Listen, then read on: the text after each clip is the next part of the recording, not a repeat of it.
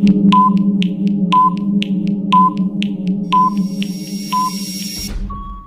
साथियों, कैसे हैं आप सभी लोग? बढ़िया हैं एकदम, अच्छे से पढ़ाई चल रही है आप सभी की।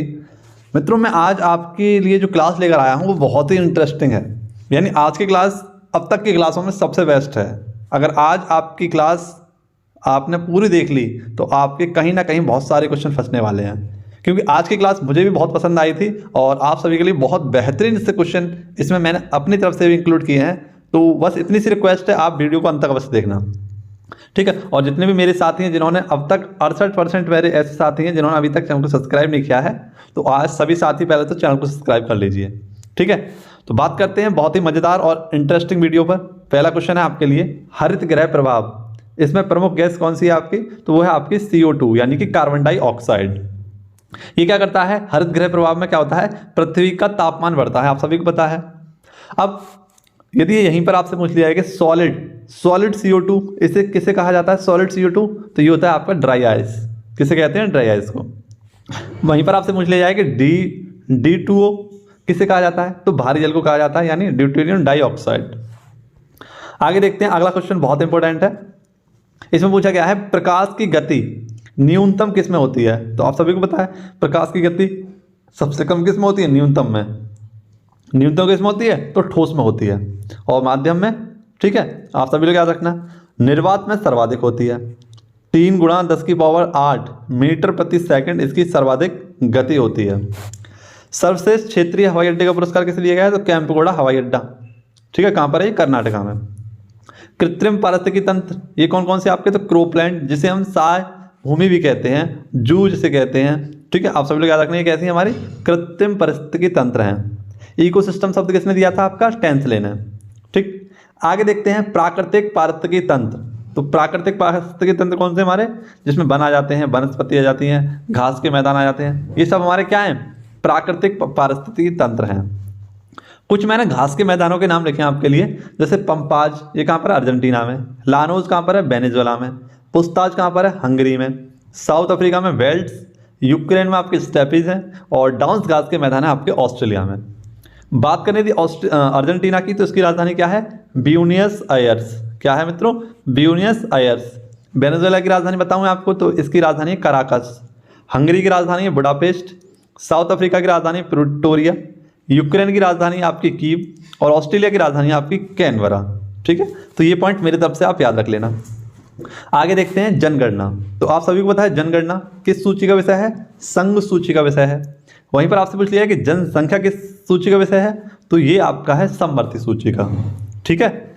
अब जनगणना की बात करें तो सबसे पहले जनगणना की गई थी वो लॉर्ड मेयो के काल में की गई थी 1872 में।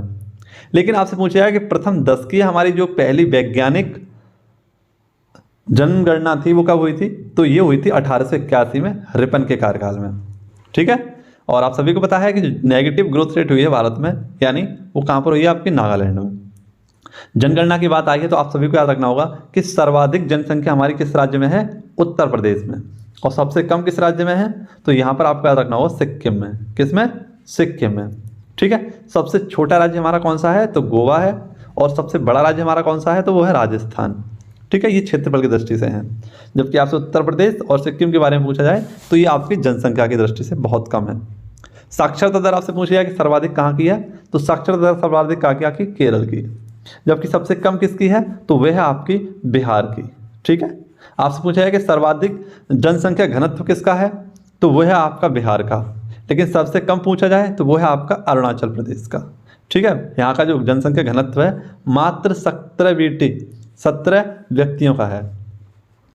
अगला क्वेश्चन आपके लिए था, ये भी काफ़ी इंपॉर्टेंट क्वेश्चन है।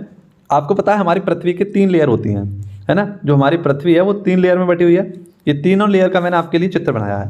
पहली लेयर को हम बोलते हैं भूपर्पटी, दूसरी लेयर को हम बोलते हैं मेंटल, और तीसरी लेयर को हम बोलते हैं क्रोड, ठीक है। और जो बिल्कुल नीचे होती है इसे हम बोलते हैं कोर। ये पॉइंट आपको याद रहेगा। इसमें कुछ तत्व पाए जाते हैं, जैसे ऊपर वाली जो सतह है उसमें सिलिकॉन और एल्यूमिनियम पाई जाती है, तो उसे हम क्या बोल देते हैं? सियाल। नीचे वाली में यानी मेंटल में कौन कौन से पाए जाते हैं? तो सिलिकॉन और मैग्नीशियम पाए जाते हैं, इसलिए इसे हम बोल देते हैं सीमा। जबकि जो हमारी निचली परत होती है क्रोड, इसमें हमारे 3 चीज़ पाई जाती हैं। इसमें हमारे 2 तत्व पाए जाते हैं, निकेल और फेरस, ठीक है। इसलिए हमने इसे क्या बोल दिया? तो इसे बोल दिया हमने निफे। ठीक है, ये हमारी पृथ्वी की 3 सतह थी जो मैंने आपको बताई, भूपर्पटी, मेंटल और कोर।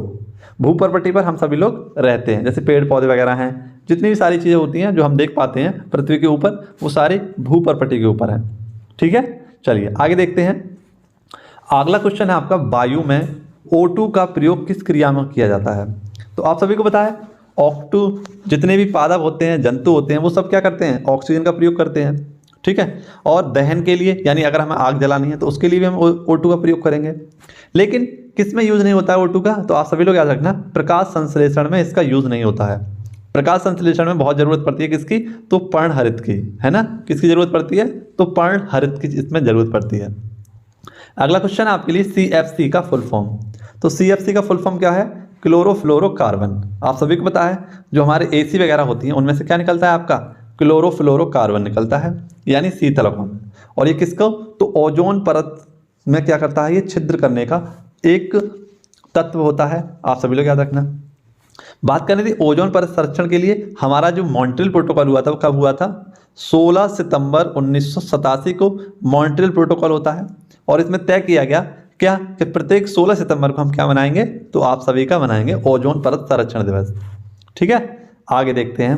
अगला क्वेश्चन है आपके लिए, बौद्ध संगति। तो यहाँ पर मैंने सारी की सारी बौद्ध संगति आपको कुछ समय में समझाने की कोशिश की है, बहुत कम समय में। पहली, दूसरी, तीसरी, चौथी सभी संगतियों पर हम बात करेंगे। ठीक है, देखो पहली कहाँ हुई थी? आपकी राजगृह में, दूसरी हुई थी वैशाली में, तीसरी हुई थी आपके पाटलिपुत्र में, चौथी हुई थी कुंडलवन में।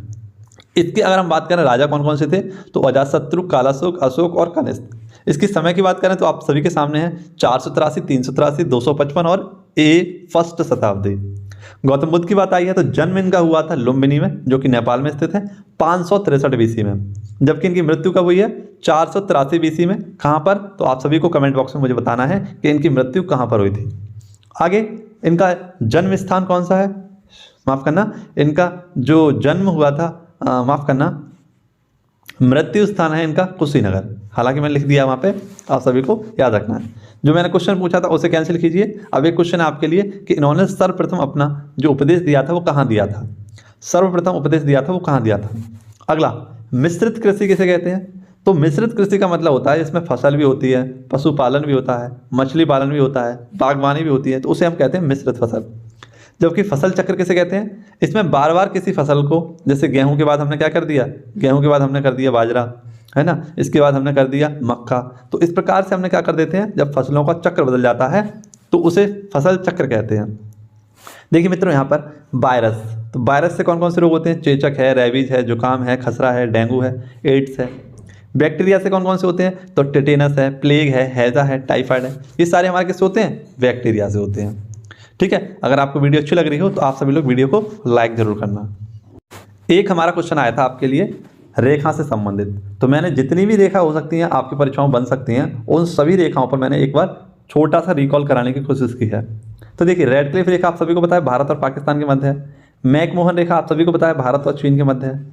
आपसे अगर पूछा जाए कि मेडिसन रेखा किसके मध्य है, तो ये है कनाडा और USA के मध्य, यानी जो हमारी 14 डिग्री पैरेलल लाइन है, इसी डिग्री का नाम है मेडिसन रेखा। डूरंट रेखा पाकिस्तान और अफगानिस्तान के मध्य है।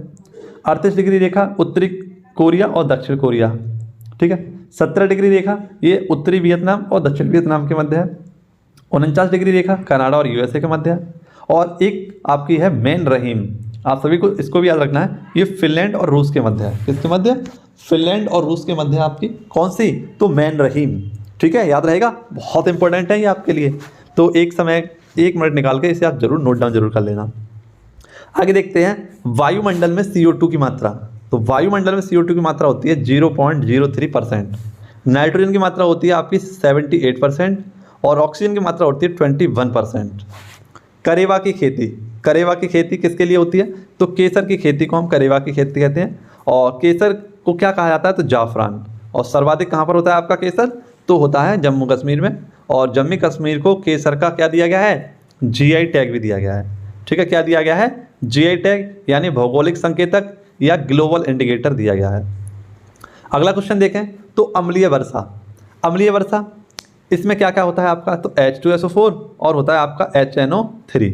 ठीक है, सल्फ्यूरिक अम्ल और नाइट्रिक अम्ल, इन दोनों को क्या कहते हैं? हम अम्लीय वर्षा कहते हैं। और H2SO4 को हम इमारतों का कुष्ठ रोग कहते हैं। जो ताजमहल पर पीलापन है वो किसके कारण है? SO4 का, मतलब इसी की अम्लीय वर्षा के कारण है। ठीक है। थोरियम का उत्पादन, थोरियम का उत्पादन सबसे ज़्यादा कहाँ होता है? केरल में, क्योंकि केरल में एक मिट्टी पाई जाती है, उस मिट्टी का नाम है मोनोजाइट मृदा, और उसी मोनोजाइट मृदा में आपका क्या पाया जाता है? तो थोरियम पाया जाता है। रैगुर मृदा, काली मृदा, रेंगती हुई मृदा कहाँ पाई जाती है? तो महाराष्ट्र में, और इसी को हम क्या कहते हैं? कपासी मृदा भी कहते हैं, क्योंकि इसमें हमारा सबसे ज़्यादा क्या होता है? कपास की खेती होती है। अगर वीडियो अच्छी लग रही हो तो आप कमेंट बॉक्स में मुझे बता देना कि आपको आज की वीडियो कैसी लगी है। ठीक है, आपको बताना बहुत ज़रूरी होता है ये बात। चलिए, पौधों की मृदा से पोषक तत्व, तो पौधों में जो मृदा होती है उसमें कौन कौन से पोषक तत्व पाए जाते हैं? तो आपका NPK है ना, नाइट्रोजन, पोटेशियम, और आपका होता है एक और होता है आपका फास्फोरस। ठीक है, ये से आपका क्या है? पोटास।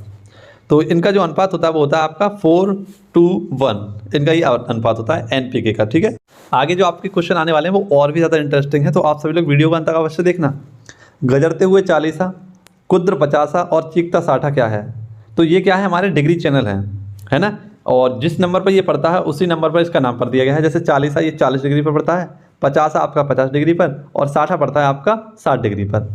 तो चीखता हुआ 60, कुद्र 50 और गजरता हुआ 40, ये सब कहाँ पाए जाते हैं? आपके दक्षिणी गोलार्ध में। ठीक है, आप सभी लोग याद रखना, दक्षिणी गोलार्ध में पाए जाते हैं। खरीफ की फसल कौन सी है आपकी? सोयाबीन, है ना, और आप सभी लोग याद रखना ये कब होती है? तो मानसून में होती है। रबी की फसल कौन कौन सी है? तो चना, राई, गेहूँ, मटर, आलू, ये सब शीत ऋतु में होने वाली आपकी फसलें हैं और इनको रबी की फसल कहा जाता है। नाई हूटर बजते हुए क्या लाया? तो नाई हूटर बजते हुए आलू ले आया। ठीक है, इस तरीके से याद रख लेना। चलिए, वारदौली सत्याग्रह, तो आप सभी को पता है सरदार वल्लभ भाई पटेल को इसी वारदौली सत्याग्रह के तहत क्या उपाधि दी गई थी? सरदार की उपाधि। और सरदार वल्लभ भाई पटेल की बात करें तो स्टैचू ऑफ यूनिटी कहाँ पर है इनकी?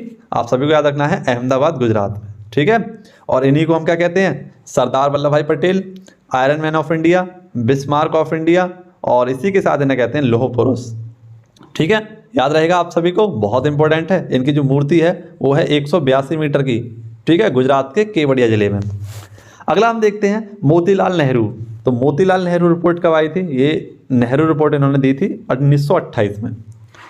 वायु गति का मापन एनोमीटर, आर्द्रता का मापन हाइग्रोमीटर, ऊंचाई का मापन अल्टीमीटर, और ध्वनि का मात्रक होता है आपका डेसिमल। कैबिनेट मिशन प्लान कब आया था? 1946, और इसमें 3 व्यक्ति आए थे आपके, पैथिक लॉरेंस, स्टेफर्ड क्रिप्स और अलेक्जेंडर, यानी ए विजलेंडर। इसको हम याद रख सकते हैं काल के नाम से। ठीक है, तो के से क्या आपका हो गया? क्रिप्स, ए से हो गया आपका अलेक्जेंडर, और एल से हो गया आपका पैथिक लॉरेंस। आगे है क्वेश्चन आपका जेनेटिक शब्द। तो जेनेटिक शब्द किसने दिया था? जेनेटिक शब्द ये आपका दिया था वैटसन ने। जेनेटिक्स का मतलब होता है एक पीढ़ी से दूसरी पीढ़ी में। ठीक है, और डीएनए का जो मॉडल दिया था, हेलिक्स मॉडल, वो किसने दिया था? वाटसन और क्रिक ने दिया था। मोस्ट इंपोर्टेंट बेलगांव अधिवेशन, बेलगांव कहाँ पर है आपका? कर्नाटका में। 1924 में भारत के राष्ट्रपिता महात्मा गांधी जी ने इसका पहली बार क्या किया था? अध्यक्षता की थी। कानपुर अधिवेशन 1925, इसमें भारत की पहली महिला निकल कर आती हैं, ये है सरोजनी नायडू। कलकत्ता अधिवेशन 1907, ये भी आपका एनी बेसेंट, और इसमें पहली महिला निकल कर आती हैं जो उन्होंने इसकी अध्यक्षता की थी। अब कमेंट बॉक्स में मुझे आप सभी को बताना है कि वंदे मातरम सबसे पहले किस अधिवेशन में गाया गया था? वंदे मातरम सबसे पहले किस अधिवेशन में गाया गया था? रुको जरा, सबर करो, अभी तो बहुत कुछ आने वाला है भाई साहब। वीडियो छोड़कर कहाँ जा रहे हो आप सभी लोग? वीडियो जरूर देखें, जब भी टाइम मिले पूरा अवश्य देखें, बहुत इंपॉर्टेंट वीडियो है आपके लिए। कम समय में इतना सारा कंटेंट आपको कोई नहीं देने वाला। सब आपको बेवकूफ़ बनाएंगे, सब आपको इधर से उधर गुमराह करेंगे, लेकिन आप सभी को यहाँ पर मुझे फॉलो करना है और अपना समय बचाना है। ठीक है, चलिए आगे देखते हैं जन समर्थ पोर्टल। तो जन समर्थ पोर्टल ये किसके लिए? तो क्रेडिट लिंक्ड सरकारी योजनाओं का लाभ लेने के लिए है। चोरी चोरा की घटना कब हुई थी? तो आप सभी को पता है फरवरी 1955 में, माफ करना फरवरी 1922 में उत्तर प्रदेश के गोरखपुर में। आप सभी को पता है चोरी चोरा घटना क्या थी? कमेंट बॉक्स में मुझे बताइए। आगे सीमांत गांधी, बच्चा खां और फ्रंटियर गांधी के नाम से किसे जाना जाता है? तो ये खान अब्दुल गफ्फार खान। ठीक है, लाल कुर्ती दल, आप सभी लोग याद रखना, इन्हीं को कहा जाता है। अब आपके लिए है प्रमुख सूचकांक। देखिए, पर्यावरण प्रदर्शन सूचकांक भारत की रैंक 180, बिल्कुल लास्ट में। HDI भारत की रैंक 132, भुखमरी सूचकांक भारत की rank 101, press freedom index Bharat की रैंक 150, हैप्पीनेस इंडेक्स भारत की रैंक 136 और पीस इंडेक्स में भारत की रैंक है 135। चलिए, ऊष्मा क्षेपी अभिक्रिया में ऊष्मा निकलती है। बिना बुझा हुआ चूना CaO, ये तो आपको याद होगा, बच्चों वाला क्वेश्चन है। बुझा हुआ चूना CaOH का होल ट्वाइस। और आप सभी के लिए यहाँ पर ऑस्ट्रेलियन ओपन यानी कि आपके सारे के सारे जो हमारे टेनिस ओपन है वो मैंने लिख दिए हैं और कम समय में आपको रिवाइज कराऊंगा। Australian open, French open, Wimbledon open और एक है आपका अमेरिकन ओपन। तो देख लीजिए, पुरुष और महिला वाले, ये पुरुष लिखे हुए हैं आपके और ये अपनी महिलाएं लिखी हुई हैं। तो Rafael Nadal, Novak Djokovic, Carlos Alcaraz. Ashleigh Barty, Iga Swiatek, Rybakina और ईगा स्विएटेक। ईगा स्विएटेक किस देश की हैं, जल्दी से कमेंट बॉक्स में बताइए। सभी खिलाड़ियों के देश मुझे बता दीजिए अगर आपने पढ़ा है बहुत ही मन लगाकर, ठीक है। आप सभी लोग अगर कुमार गौरव सर को फॉलो करते हैं तो आप सभी को ये सारी चीज़ें पता जरूर होंगी। देखता हूँ किस किस को पता है। अगला क्वेश्चन आपके लिए जैव मंडल में। तो जैव मंडल में क्या क्या होता है आपका, स्थल मंडल होता है, वायुमंडल होता है और जल मंडल होता है, ठीक है। और आप सभी लोग याद रखना, इस प्रकार से ये बना हुआ होता है, बीच में जो होता है हमारा ये होता है जैव मंडल। 8वां योग दिवस 21 जून को मनाया, शुरुआत 2015 से हुई थी। इस बार इसका 8वां संस्करण था और मैसूर में इसका आयोजन किया गया था और इसकी थीम रखी गई थी योगा फॉर ह्यूमनिटी, यानी योगा मानवता के लिए। 21 जून को ही हम क्या मनाते हैं, तो संगीत दिवस भी मनाते हैं, ठीक है। अजैविक घटक निर्जीवों को कहते हैं और जैविक घटक सजीवों को कहते हैं, जिसमें जीव जंतु भी हमारे आ जाते हैं। सुखदेव, भगत सिंह और राजगुरु को फांसी कब हुई थी, 23 मार्च 1931 को। कुछ प्रमुख घटनाएं हैं जैसे कि आपको याद रखनी है। साइमन कमीशन भारत कब आया था, 1928। लाहौर अधिवेशन कब हुआ था, 1929, पूर्ण स्वराज की मांग। दांडी यात्रा 1930, 12 अप्रैल से 12 मार्च से 6 अप्रैल तक चली थी आपकी, 1930 तक। गोलमेज सेकंड सम्मेलन 1931 और प्रथम हुआ था 1930 में। गांधी इरविन समझौता 5 मार्च 1931। Poona pact, Yerwada jail 1932। तो ये डेट आपके मुंह पर एकदम रटी हुई होनी चाहिए, अगर जैसे भी आपको मिले तो आप टक कर दें। अगला क्वेश्चन है जीवाणु और कवक। तो जीवाणु और कवक ये आप घटक होते हैं, ठीक है, आप सभी लोग याद रखना। और ये सूक्ष्म जीव होते हैं, आप सभी लोग याद रखना। शैवालों के अध्ययन को क्या कहते हैं, फाइकोलॉजी कहते हैं और कवकों के अध्ययन को कहते हैं माइकोलॉजी। इन दोनों के सहजीवन को क्या कहते हैं, तो लाइकेन कहते हैं। और लाइकेन किसका समर्थक होता है, यानी किसका प्रदर्शक होता है, वायु प्रदूषण का, जिसे हम क्या कहते हैं, थैलोफाइट कहते हैं। अगला, टीकाकरण की शुरुआत किसने की थी, एडवर्ड जेनर ने। और ये चेचक का टीका इन्होंने दिया था, स्मॉल पॉक्स का। टीबी का रॉबर्ट कोच ने दिया था। लिक्विड मिरर टेलीस्कोप कहाँ पर लगेगा आपका, देवस्थल उत्तराखंड में। जीएसटी संग्रहालय जिसका नाम है धरोहर, पणजी गोवा में स्टार्ट होगा। U2 में कौन कौन से देश हैं आपके, इंडिया, इजराइल और USA और अमेरिका, ठीक है, सॉरी UAE। तो ये आज की आपकी क्लास थी। आप सभी को कमेंट बॉक्स में बताना है कैसी लगी आज की क्लास, और आशा करता हूँ आपको ये क्लास बहुत अच्छी लगी होगी, ठीक है। तो कमेंट बॉक्स में मुझे ज़रूर बताना और मेरी जो आशा है उसे आप पूरा करना, पता चले कि हाँ मैं सही बता रहा हूँ या सही कह रहा हूँ या नहीं कह रहा हूँ, ठीक है। तो पूरी 1.5 घंटे क्लास आपके सामने मात्र 20 मिनट्स में आपके सामने हो गई है और आशा करता हूँ आप इसे 2 से 3 बार अगर देख लेंगे तो आपके जो सपने हैं ना वो पूरे होने वाले हैं यहीं से, क्योंकि मेरा टारगेट है आप सभी के लिए कुछ भी कर सकता हूँ 45+ GS में लाकर दिखाने आपको।